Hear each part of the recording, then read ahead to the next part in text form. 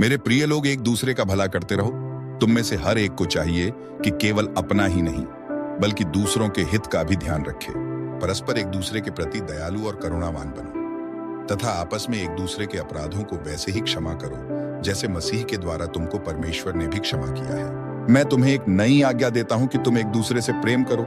जैसा मैंने तुमसे प्यार किया है वैसे ही तुम भी एक दूसरे से प्रेम करो। यदि तुम एक दूसरे से प्रेम रखोगे तभी हर कोई यह जान पाएगा कि तुम मेरे अनुयायी हो। सो जिसके पास भौतिक वैभव है और जो अपने भाई को अभावग्रस्त देखकर भी उस पर दया नहीं करता, उसमें परमेश्वर का प्रेम है, यह कैसे कहा जा सकता है? हे प्यारे बच्चों, हमारा प्रेम केवल शब्दों और बातों तक ही सीमित नहीं रहना चाहिए बल्कि वह कर्ममय और सच्चा होना चाहिए।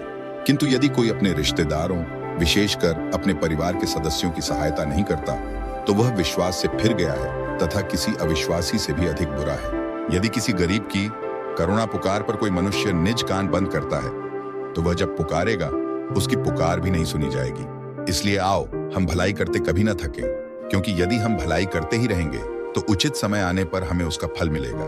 सो जैसे ही कोई अवसर मिले हमें सभी के साथ भलाई करनी चाहिए, विशेषकर अपने धर्म भाइयों के साथ। फिर राजा उत्तर में उनसे कहेगा, मैं तुमसे सत्य कह रहा हूं, जब कभी तुमने मेरे भोले भाले भाइयों में से किसी एक के लिए भी कुछ किया तो वह तुमने मेरे ही लिए किया।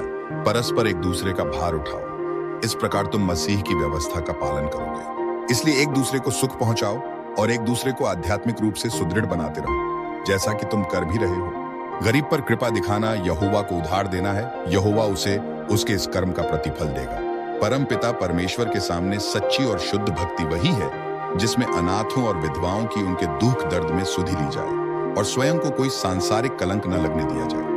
जो गरीबों को दान देता रहता है उसको किसी बात का अभाव नहीं रहता, किंतु जो उनसे आंख मुंह लेता है वह शाप पाता है। हे मेरे भाइयों, यदि कोई व्यक्ति कहता है कि वह विश्वासी है तो इसका क्या लाभ जब तक कि उसके कर्म विश्वास के अनुकूल न हो? ऐसा विश्वास क्या उसका उद्धार कर सकता है? यदि भाइयों और बहनों को वस्त्रों की आवश्यकता हो, उनके पास खाने तक को न हो और तुम में से ही कोई उनसे कहे, शांति से जाओ, परमेश्वर तुम्हारा कल्याण करे, अपने को गरमाओ तथा अच्छी प्रकार भोजन करो, और तुम उनकी देह की आवश्यकताओं की वस्तुएं उन्हें न दो, तो फिर इसका क्या मूल्य है?